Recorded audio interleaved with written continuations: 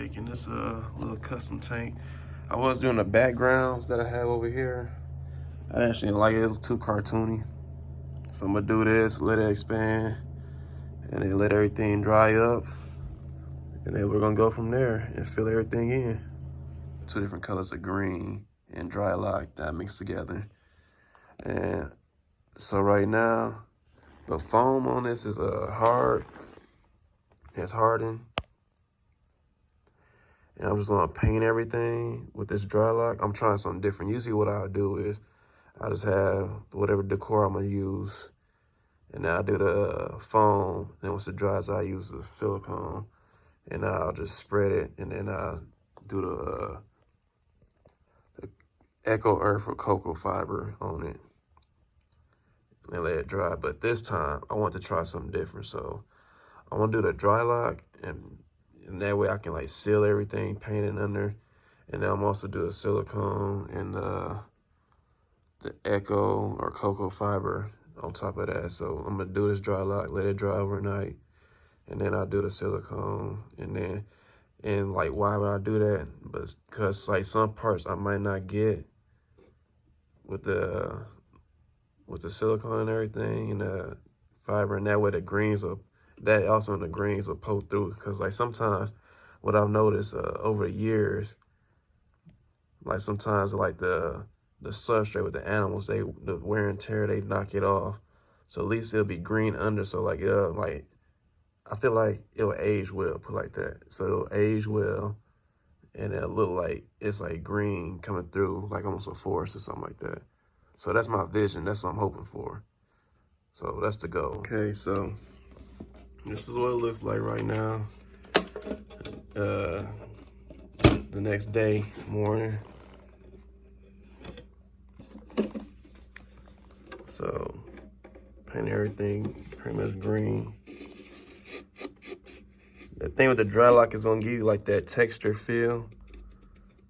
So next thing would be to put the silicone glue on here, or adhesive as people might call it, and then throw the cocoa fiber on there, or the Eco-Earth, and fill in the gaps, and then try to bring it to life. All right, so excuse me. I have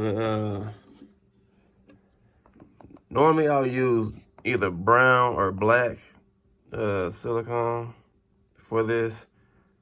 It's a better, cause like the backdrop, so like this, it won't be this white almond color like. But yeah, I was lazy. I didn't go to the store and get the right ones. Actually, I take that back. I had one, but I had this deal in there, and you can see it broke. So like when I try to pull it out, the deal, it was like, I think this was like some kind of brown color, whatever it was. But yeah, I had that one, and like the whole thing just broke. So I had to go to the next best thing, and like I said, I didn't go to the store. And the next best thing was the almond color. I had that in clear. So I went almond on this one, but you can see where the greenish coming through under it. So I'm gonna go ahead and put the fiber on here, and then just let it dry and sit overnight, and then just go from there. So this is the next day. I'm gonna take the paintbrush and brush it. Actually, I really don't need to do that. Probably I could just stand it up. A lot of times, yeah, I probably do need a paintbrush and brush it off. But I know a lot of times people use like a vacuum cleaner, and they'll just like vacuum up all the loose substrate and then go back through and reapply it. So I'm gonna just use a paintbrush and brush everything off, and then whatever doesn't stick, just go ahead and like reapply it. Make sure it looks good. Okay guys, so this is the finishing touches on my Valentine's Day backdrop. And yeah, I like it. It's pretty bright, I'll give you that. I want the green background because I know a lot of times you'll put like the wood colors and wood accessories in there. So I feel like it'll warm it up with the browns. And green, I want to feel like more like a forest type vibe with like stony hearts. Everything's cured now. So it's pretty much how it go. Stacked up, see if I can set it up and everything. So you get like a somewhat view of what it'll probably look like. So it'd be similar to that. And then I feel like if people want to switch it around, or they want to switch it around at the shop, they can take this backdrop out right here, and they can put this wooden one in here that I created as like a tree. So more naturalistic, they can just do that if they want to. The background, just the wood, the tree background. And I wasn't go through and touch up some greens, but I want to leave it just base wood, just in case they do want to switch it up and everything, because there's enough greens on this. So you can do like that if you want to, and then it'd be stacked up like that. But just something to play around with. They can either do it that way. Don't need to have these backgrounds. They can just do either this backdrop or this backdrop, depending on the setup they want to have.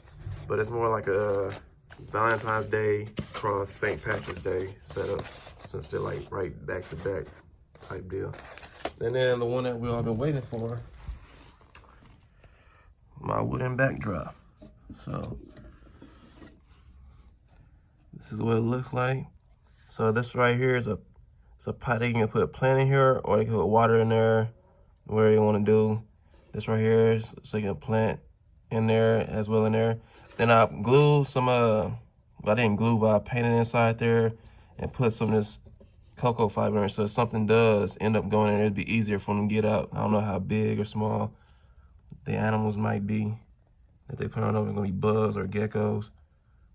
But yeah, so this is what it turned out to be, which I'm pleased with it.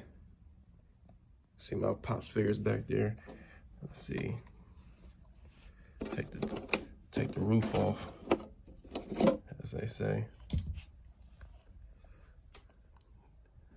And you can see in the top side of it. So this is a spray foam and cork, a hollow with the cocoa fiber. So they can go in there if they wanted to. But yeah, I'm pleased to say so. It's a 3-for-1. So they had this custom backdrop, and then we had this backdrop and this one right here as well. So they can do 3 habitats or 1 habitat, depending on how they want to do. This is for a whole nother setup.